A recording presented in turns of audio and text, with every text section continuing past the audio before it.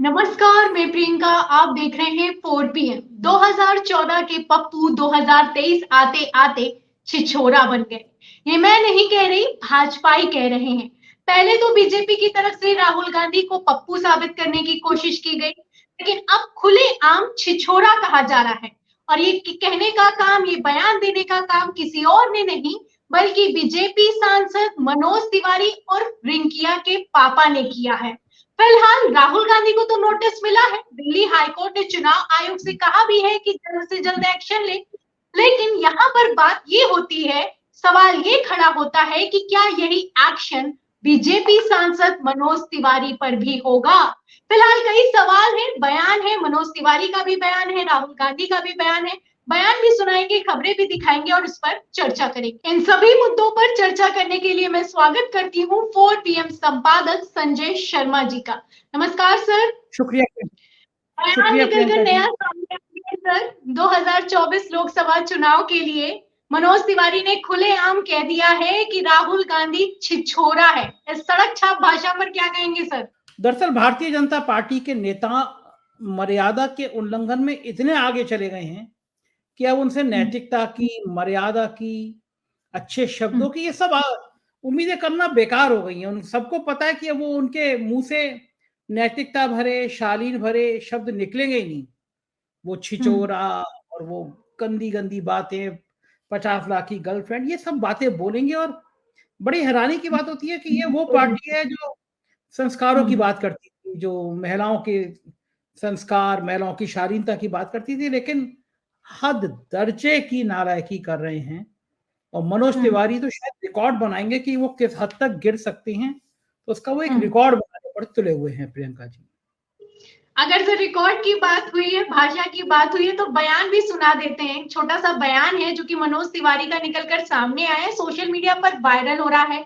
सवाल संस्कारों पर खड़े हो रहे हैं, मनोज तिवारी पर खड़े हो रहे हैं। फिलहाल क्या बयान है, बयान सुना देते हैं। हालांकि राहुल गांधी कह रहे हैं कि जो सरकार हर साल 2 करोड़ रोजगार देने की बात करती थी, अब वो बेरोजगारी का बात तक नहीं सुनना चाहती।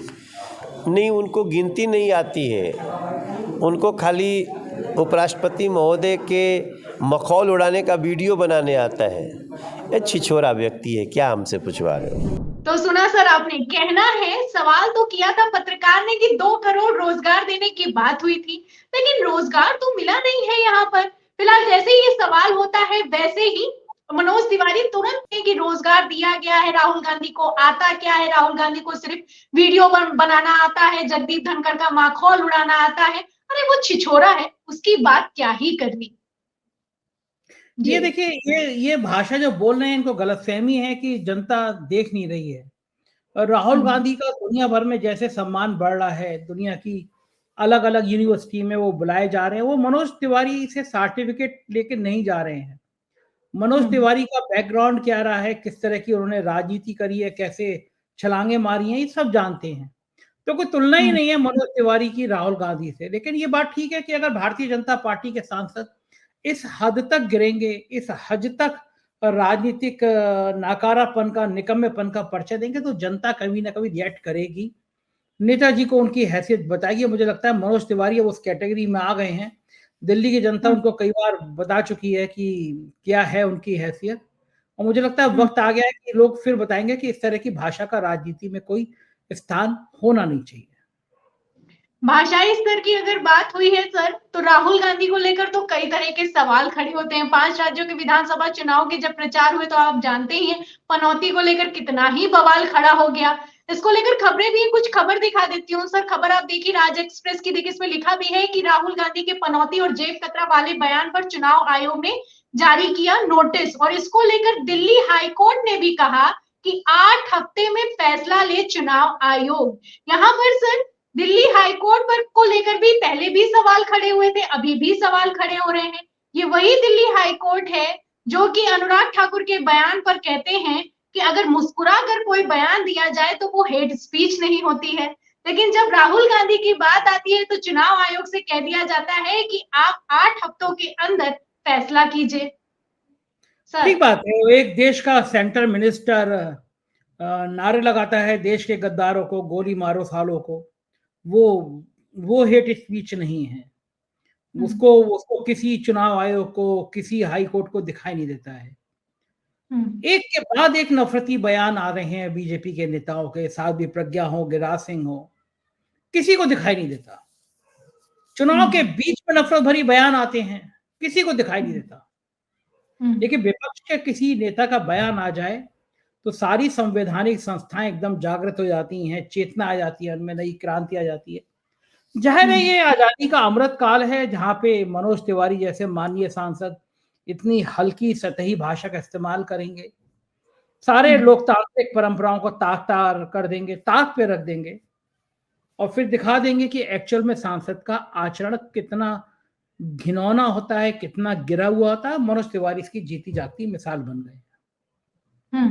हाँ सर, यहाँ पर सोचने वाली बात ये भी है, क्योंकि दिल्ली हाईकोर्ट ने जो आदेश दिया है उसमें कहा है कि मुस्कुरा कर दिया गया बयान हेट स्पीच नहीं होता है। दूसरी तरफ कहा जा रहा है कि पनौती वाले पर आप एक्शन लीजिए। तो अगर सर पनौती की बात की जाए तो सिर्फ राहुल गांधी नहीं, वहां पर मौजूद पब्लिक भी मुस्कुरा रही थी। अगर नहीं याद है हमारे दर्शकों को तो एक छोटा सा ये बयान भी पनौती वाला जो राहुल गांधी ने दिया था वो भी सुना देती हूँ। हाँ क्या पनौती पनौती पनौती, वो अच्छा भला वहां पे, अच्छा भला हमारे लड़के वहां पे वर्ल्ड कप जीत जाते, वो वहां पे पनौती हरवा दिया। तो सुना सर आपने, राहुल गांधी पनौती पनौती बोलकर बोलते भी हैं कि अच्छा खासा इंडिया टीम जीत रही थी, हरवा दिया पनौती ने। इसके बाद सिर्फ राहुल गांधी नहीं मुस्कुराते हुए दिखाई दे रहे हैं, सामने पब्लिक भी मुस्कुराती हुई दिखाई दे रही है। तो यहाँ पर राहुल गांधी पर तो एक्शन हो गया है, लेकिन मनोज तिवारी कहीं पर भी किसी तरीके से मुस्कुराते हुए नहीं दिखाई दे रहे। उन्होंने जो छिछोरा कहा है वो तो ऐसे गुस्से में कह के वहां से निकल गए हैं, लेकिन फिर भी इन पर किसी तरह का कोई एक्शन या फिर किसी तरह की कोई कार्रवाई की बात निकलकर सामने नहीं आती है। कौन करेगा कार्रवाई? जब चुनाव चल रहा होता है, इस तरह निर्लजता भरे बयान आते हैं तो चुनाव आयोग गांधी जी के 3 बंदर की तरह नाक, कान, आंख, मुंह सब बंद करके बैठ जाता है, इतना नाकारा हो जाता है, उसे कुछ दिखाई नहीं पड़ता। हाँ, लेकिन विपक्ष का कोई बयान आ जाता है, विपक्ष के किसी नेता का बयान आ जाता है तो तुरंत एक्टिव हो जाता है, तुरंत उसको लगता है हाँ हमें इसके खिलाफ कार्रवाई करनी होनी चाहिए। तो ये देश में ये अघोषित बदतमीजी का दौर है, जहाँ पे सत्ता पक्ष के सांसद, सत्ता पक्ष के मंत्री, सत्ता पक्ष के नेता कुछ भी कह सकते हो। किसी को क्यों कहा जाए? प्रधानमंत्री ने जो बयान दिए हैं पिछले कुछ सालों में वो इतने इस हद तक गिरे हुए हैं कि अब आप बताओ ना कि बंगाल में दीदी ओ दीदी, लालू यादव की बेटी के लिए जो बयान दिया, ये क्या प्रधानमंत्री को शोभा देता है? प्रधानमंत्री का आशा है। लेकिन कौन कहे, कौन बोले? सब कौरवों की सभा में सब मूर्खों का जी सर।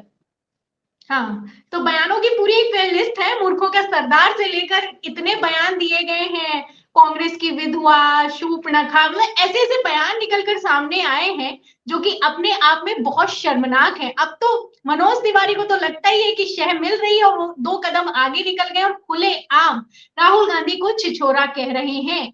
फिलहाल इस पर क्या कार्रवाई होगी, क्या एक्शन होगा, ये तो आने वाला वक्त बताएगा। लेकिन ये जो बयान है ये अपने आप में काफी कुछ बयान करते हुए नजर आ रहे हैं कि 2024 लोकसभा चुनाव का एजेंडा किस तरफ जा रहा है।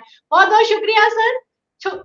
ये थी पूरी बातचीत, जो बातचीत हमने आपको दिखाई है ये बयान पर है, और ये बयान दिया गया है मनोज तिवारी की तरफ से। ये वही मनोज तिवारी हैं जो कि बेबी को बियर पिलाकर किस तरीके के गाने गाते हैं आप अच्छे से जानते हैं, और दूसरों को छिछोरा कहते हैं। और छिछोरा इस बिना पर कहते हैं क्योंकि वो जगदीप धनखड़ के वीडियो बना रहे थे, इसलिए राहुल गांधी छिछोरा हैं। तो ये भाषा हो चुकी है उस पार्टी की जो कि संस्कार की बातें करती है, अनुशासन की बातें करती है, बेटियों के सम्मान की बातें करती है और इस तरीके के बयान देती है। फिलहाल इस पूरे बयान पर और इस खबर पर, और जिस तरीके से दिल्ली हाईकोर्ट बयान देता है कि मुस्कुरा कर दिया गया बयान हेट स्पीच नहीं होता है, लेकिन राहुल गांधी पर तो एक्शन हो जाता है, लेकिन हाँ सत्ता पक्ष पर एक्शन नहीं निकलकर सामने आता है।